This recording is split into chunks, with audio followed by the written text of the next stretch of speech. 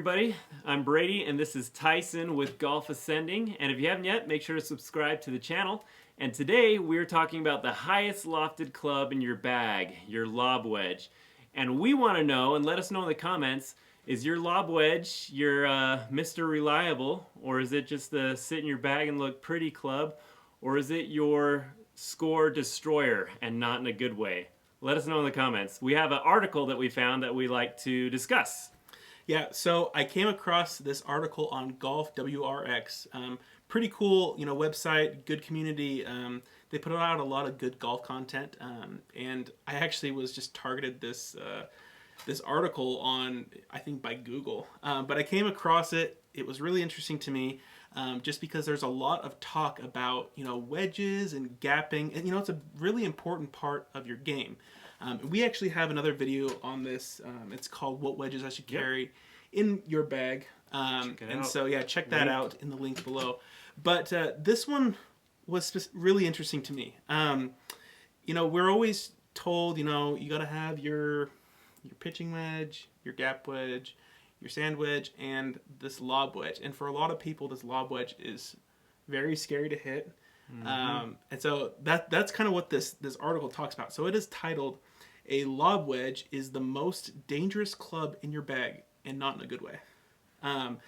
So going right into it, the first paragraph of it was just pretty awesome and descriptive of what this lob wedge, or the 60 degree, is what most people use. It kind of just describes it really well. So, for professional golfers, a 60-degree lob wedge around the green could be classified as a surgical scalpel. Many pros, most notably Phil Mickelson, have built their reputations on the ability to hit miraculous recovery shots with these higher lofted clubs. Phil has even gone as far as carrying a 64-degree wedge for extreme situations where it might come in handy. So, we all know Phil. He hits these incredibly high lob shots. He puts himself into terrible situations, and then So fun to watch. Yeah, I mean, I watch Phil and I'm like, okay, where is he going to end up? Is he going to be in the grandstand? Is he going to be behind a fence? Let's see what's going to happen. And he has this lob wedge, sometimes a 64 degree, that he's known as an escape artist. He'll loft the ball super high up in the air and sit it right on the green, on a front pin location, and we're just like, what? It's beautiful to watch. And so people want to hit like that. Exactly. It's awesome. And so naturally, everyone puts a 60-degree lob wedge in their bag. Yeah. And naturally, not everyone hits it as good as Phil. No way. And not even pros. Yeah. And so it was kind of interesting to have the comparison of, a surgical scalpel. So whenever you think of that, you think of like a precision tool, something to help you, get through a tough situation. I think that surgery is tough. I haven't done it, but you have to be very precise. And I think that's the main thing is you got to be precise with this club. And so, it goes on and it talks about, the surface area of a wedge. It looks really big and friendly when you have it by the ball. Yeah, the surface area is pretty large on the club. Right. And so what people don't understand, though, is it's like, when you're hitting this high lofted club, the whole surface area of this club, you're actually not hitting. But, the angle that it's coming down, and the spot where you need to hit this lob wedge at is actually really small. If you don't hit that little, that small sweet spot on the club, it's either going to be bladed across the green, go flying, or it's gonna just like do like a little teeny flop and be super short, or you might even go 2 inches. You might even swing right underneath it and miss. Yep, done that. Something else that we wanted to bring up about a lob wedge and why it's so difficult to hit. So the speed in which you swing the club, you have to do a pretty full swing, and you have to swing hard. And so that's where, a lot of times, you got this high lofted club, you're swinging hard because you have to get, that optimal lob result. And if you miss slightly, ball's gone across the green super far, or your balance is off. Your balance is off. It's throwing you off. So this is, I think, in my opinion, one of the hardest, one of the most difficult things in swinging a lob wedge. Yeah, and this is coming from someone who's actually pretty good at hitting flop shots. Yeah, I definitely can open the club open and hit, a flop shot, but sometimes it scares me. I mean, having to swing all the way is definitely scary if you don't have that practice. Yeah, so Yeah, there's just a lot of, precision needed in using this club. And so I just thought this article was very interesting. Brady, what were your thoughts on this? Yeah, I think one of the great points they make is that there are clubs out there that make it a little bit easier and more enjoyable on the course. Some of the clubs are the square strike wedge, Mm-hmm. that's what it's called. We actually have a video on that too if you want to check it out. And honestly, for me, this article actually reminded me that I also got rid of my 60-degree wedge. It was the club that it just sits in my bag and looks pretty. There was never a time where I was like, I'm going to hit this club, so I didn't trust it. And so I do still have a lob wedge. I do now hit a 58 degree, but I hit so much better with it than I do with the 60, and it's taken out a lot of stress. And I use it actually all around the green for chipping too.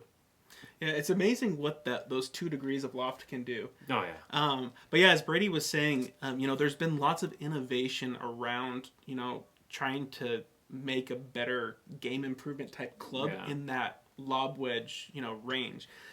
We're not saying that it's impossible to hit this lob wedge Phil Mickelson shot, but it does take a lot of practice. You got to be out on the course a lot. You have to be swinging it a lot.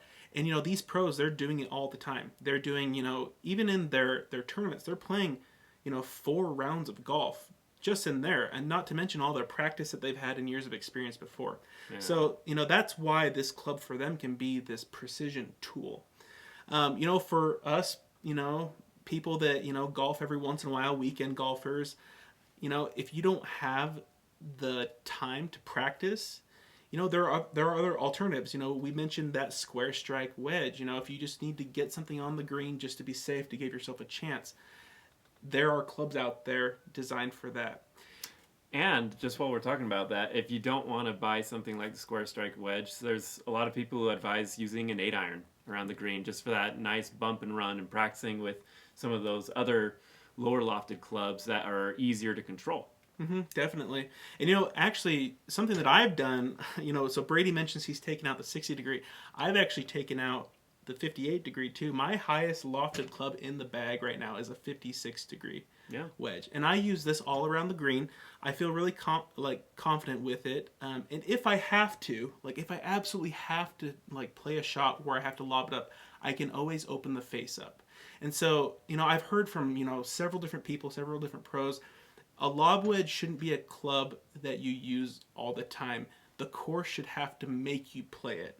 So, if you don't have the practice with it, maybe it's better to just have a 56 degree, and then you've got one more spot in your bag, in the top end of your bag, something that you might be missing.